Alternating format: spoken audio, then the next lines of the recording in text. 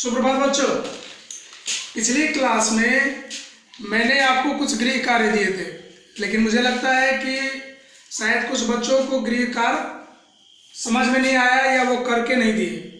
तो इसका मतलब मैं ये समझ रहा हूँ कि शायद आपको या तो गृह कार्य समझ में नहीं आया होगा या फिर आपको आ नहीं रहा होगा, तभी आपने उसका गृह कार्य करके मुझे उसके छायाचित्र नहीं भेजे। तो मैंने सोचा कि मैं आपको एक वीडियो के माध्यम से उसको गृह कार्य को समझा देता हूँ। तो ये पिछले क्लास का ही अभी चल रहा है, जो मैंने दिया था कि उचित सर्वनाम शब्द द्वारा खाली स्थान भरिए।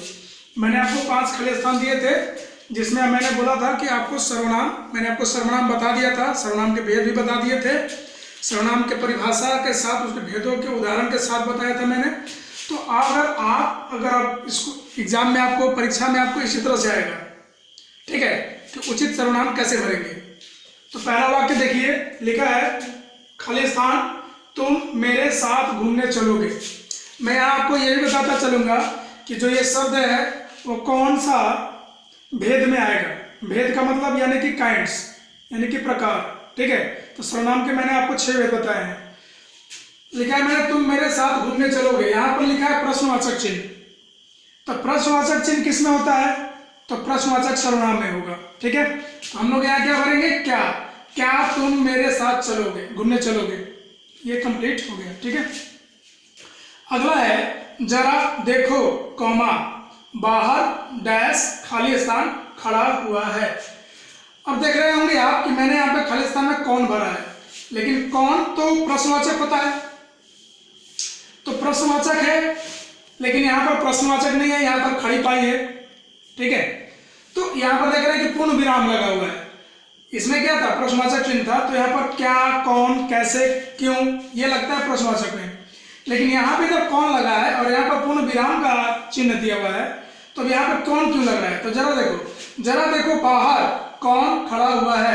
तो कौन जो है ना, कौन किसका, ये संबंध बता रहा है कि कौन जो का संबंध कौन है, किससे है। तो जरा देखो बाहर कौन खड़ा है, जो व्यक्ति बाहर खड़ा है उससे उसका संबंध बता रहा है। तो संबंध में क्या होता है? प्रश्नवाचक चिन्ह नहीं होता है, ठीक है। तो यहाँ पे कौन जो है वो प्रश्नवाचक चिन्ह को बता रहा है, ठीक है।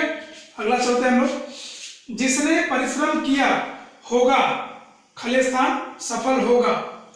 जिसने संबंधवाचक में देख सकते हैं, जिसने, या फिर निश्चयवाचक में भी होता है। जिसने यानी कि जो व्यक्ति मेहनत करेगा वो पास होगा, ठीक है। तो जिसने परिश्रम किया होगा, यहाँ पर क्या होगा? सटीक, वह सफल होगा, ठीक है। अनिश्चयवाचक या जिसने मतलब कोई प्रॉपर नहीं है, ठीक है, पार्टिकुलर व्यक्ति नहीं है, तो क्या होगा? अनिश्चयवाचक सर्वनाम। खैर यहाँ पर आपको सर्वनाम के भेद नहीं बताने, सिर्फ उचित शब्द भरना है।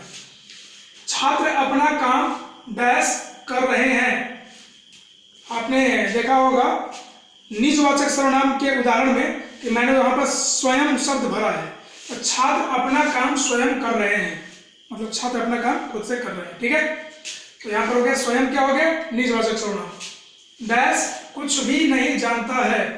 यहाँ पर आप ध्यान से देखेंगे तो आपको एक ही शब्द मिलेगा, वह है वह कुछ भी नहीं जानता है।